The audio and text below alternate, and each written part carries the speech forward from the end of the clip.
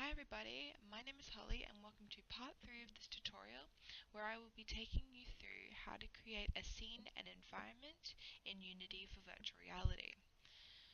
Firstly, what makes virtual reality games different to PC or console games? Well, virtual reality or VR opens a player to immersive and interactive experiences of games that they love. As said by Sophie from Wearable, the virtual reality experience is so real that we forget about the computer, headgear and accessories and act exactly as we would in the real world. A player is able to dive headfirst and experience the world of a game in their own perspective instead of through a screen. This creates a very memorable 360 experience that a flat screen cannot provide.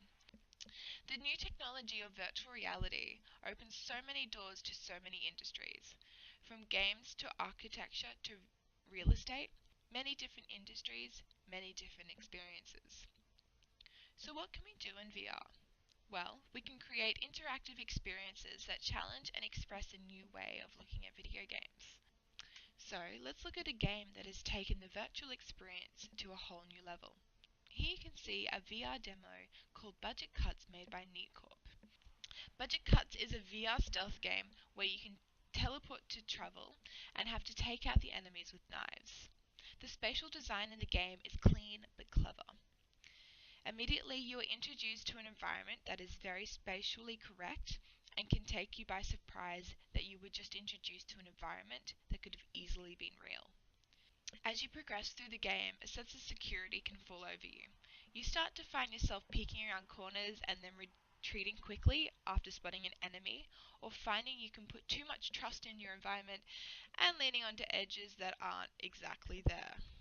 Designing an environment like Neat Corporation that is close to real life as possible can be the difference between making and breaking a virtual reality experience. To create an environment, we first need assets. So I hold before you 3 lovely assets. With these, we will be creating a similar setup to the scene you saw in part 1. An important thing to remember when creating an environment in VR is spatial blocking. What this means is that a player would feel comfortable in an environment without it feeling too claustrophobic or spacious. Let's try that now by placing an asset into Unity. As you can see, when creating assets for a VR environment, it is important to consider scale. Something important to note is that Unity, VR, and real life 1 meter scales do not actually equal up. They are quite different.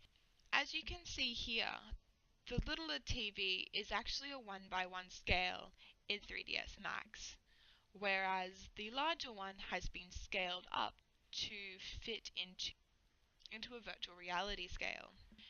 You can't actually measure a desk in real life and then hope that the measurements will be converted into a real life desk in VR.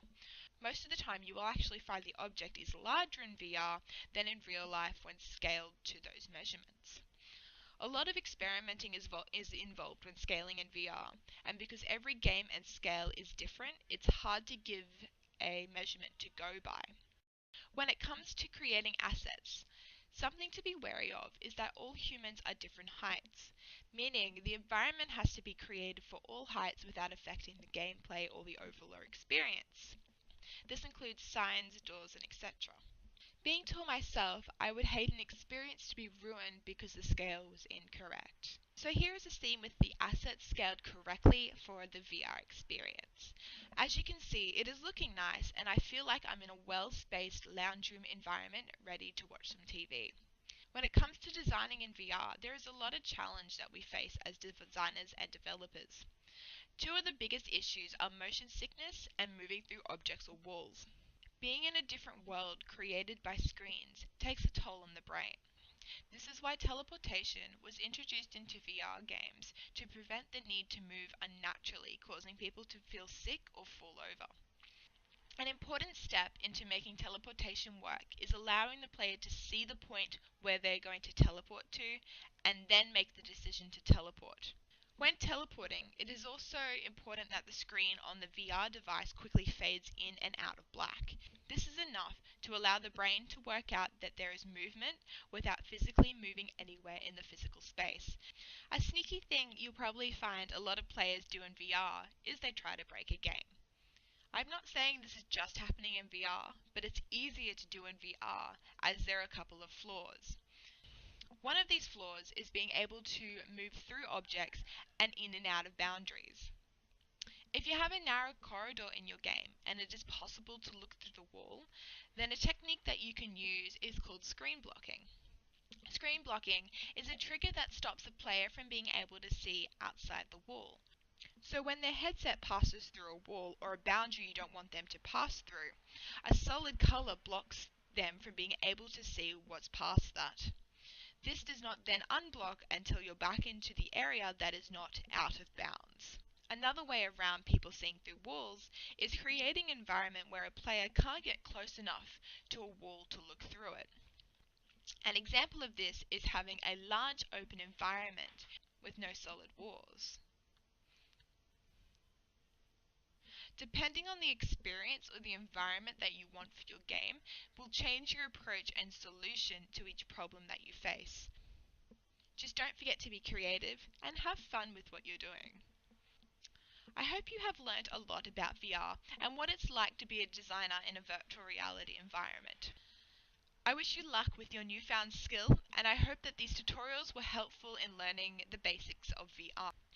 Create some amazing experiences and go wild.